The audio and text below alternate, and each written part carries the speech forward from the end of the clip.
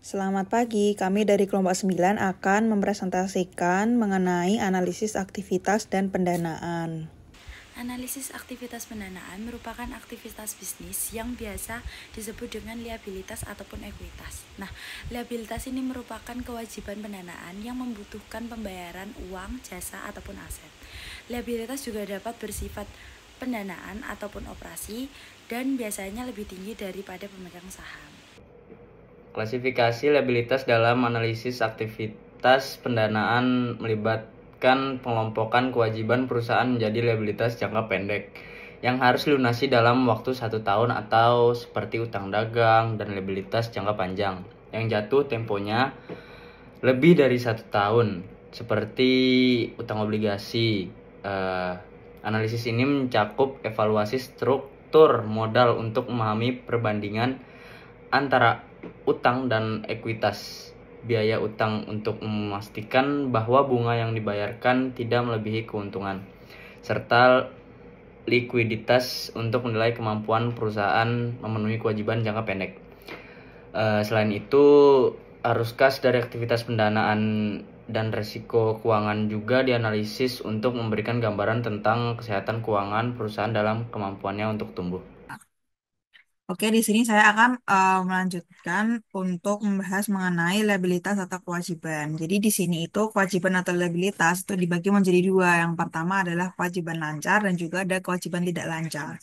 Jadi kewajiban lancar itu merupakan kewajiban yang diharapkan akan dibayar dalam satu siklus operasi di mana sebuah perusahaan itu dalam kurun waktu 12 bulan setelah tanggal pelaporannya.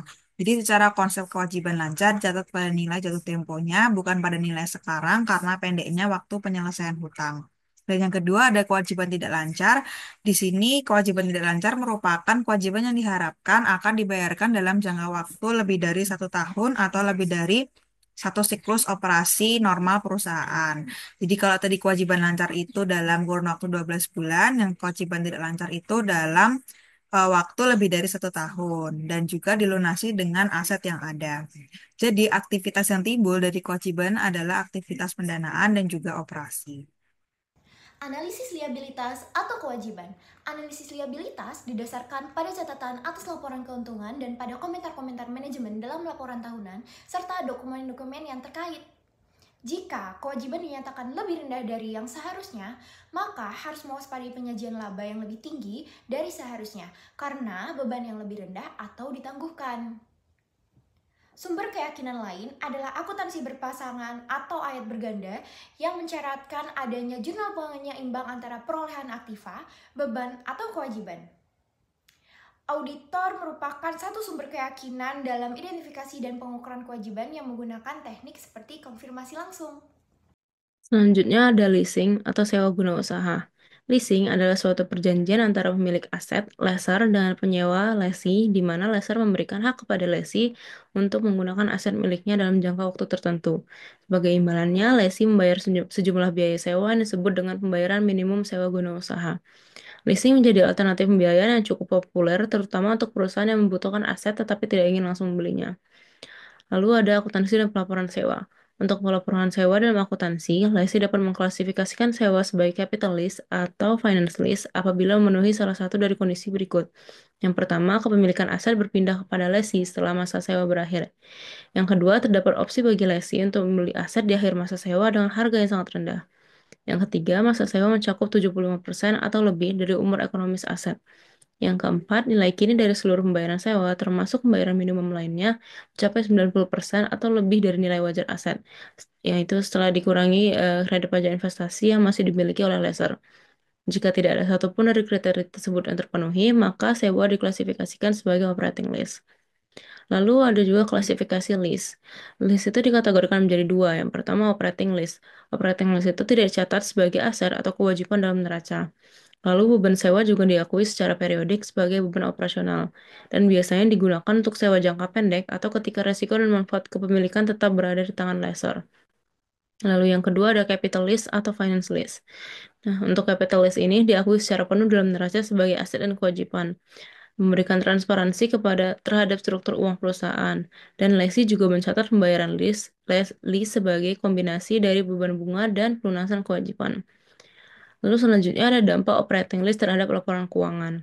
Operating list memberikan sejumlah dampak signifikan terhadap laporan keuangan perusahaan. Yang pertama, kewajiban itu tidak ditampilkan dalam neraca, sehingga tampak lebih rendah dari yang seharusnya. Operating list juga tidak menyajikan pendanaan sewa dan porsi pembayaran pokok yang jatuh tempo dalam waktu dekat. Lalu pengakuan bebannya ditunda, membuat profitabilitas tampak lebih baik di awal masa sewa. Yang terakhir, bunga disertakan dalam beban sewa, meskipun tidak tampak terpisah seperti pada capital list. Lalu ada perbandingan pelaporan capital list dan operating list. Untuk dalam aspek kepemilikan, capital list itu berpindah atau berpotensi untuk berpindah, sedangkan operating list itu tidak berpindah. Dalam aspek pengakuan aset, capital list itu diakui sebagai aset, sedangkan operating list tidak diakui. Dan dalam pengakuan kewajiban, capital list itu diakui sebagai kewajiban, sedangkan operating list tidak diakui. Lalu pengaruh terhadap neracanya untuk capital list meningkatkan aset dan liabilitas, sedangkan operating list itu tidak berdampak langsung. Yang terakhir untuk beban, capital list itu ada beban bunga dan depresiasi, sedangkan operating list itu di beban sewa. Kemudian ada kewajiban dana pensiun. Kewajiban dana pensiun merupakan janji atau komitmen dari pemberi kerja atau perusahaan untuk menyediakan imbalan pensiun bagi karyawannya setelah masa kerja berakhir.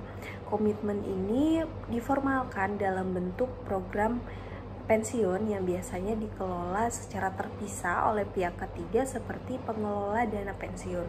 Kewajiban dana pensiun ini melibatkan 3 pihak. Yang pertama itu pemberi kerja atau perusahaan, yang kedua pekerja, yang ketiga dana pensiun itu sendiri. Kemudian biaya pensiun mencerminkan perubahan posisi ekonomi bersih dari kewajiban pensiun dan terdiri dari 2 biaya pensiun. Yang pertama itu biaya pensiun berulang, yang kedua tidak berulang.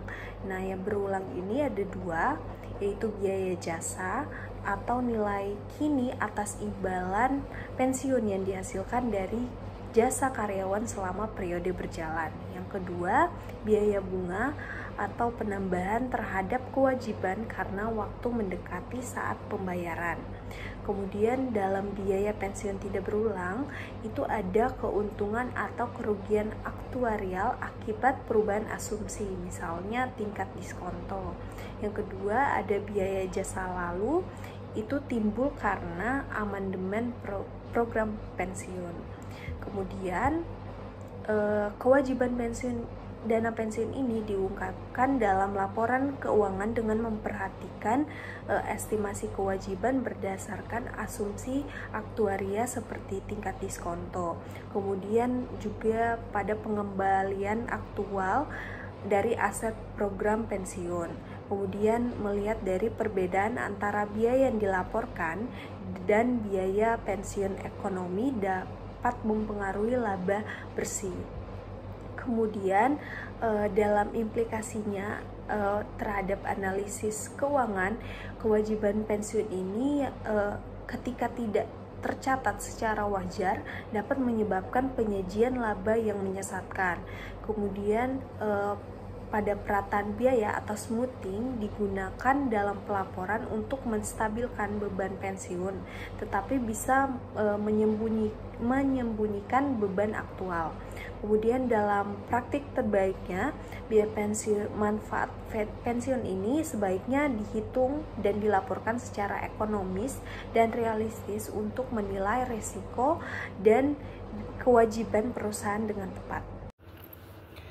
Saya akan menjelaskan analisis terhadap kontingen liability di dalam analisis aktivitas pendanaan. Jadi, kewajiban kontingensi atau kontingen liability ini adalah suatu kewajiban potensial yang mungkin timbul di masa depan akibat adanya peristiwa yang belum pasti.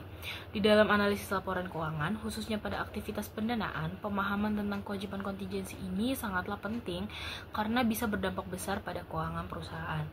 Kewajiban kontingensi pun tidak muncul di dalam neraca utama perusahaan, melainkan muncul di dalam catatan atas laporan keuangan. Ini membuat banyak analis kadang melewatkannya, padahal Jika kewajiban ini benar-benar terjadi, dampaknya itu sangat signifikan terhadap kemampuan perusahaan di dalam memenuhi kewajibannya.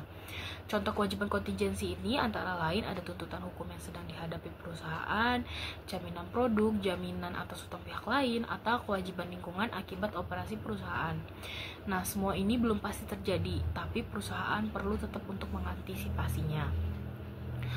Ketika menganalisis aktivitas pendanaan, kita pun perlu untuk memperhatikan bagaimana sih suatu perusahaan itu mempersiapkan diri menghadapi kewajiban kontingensi.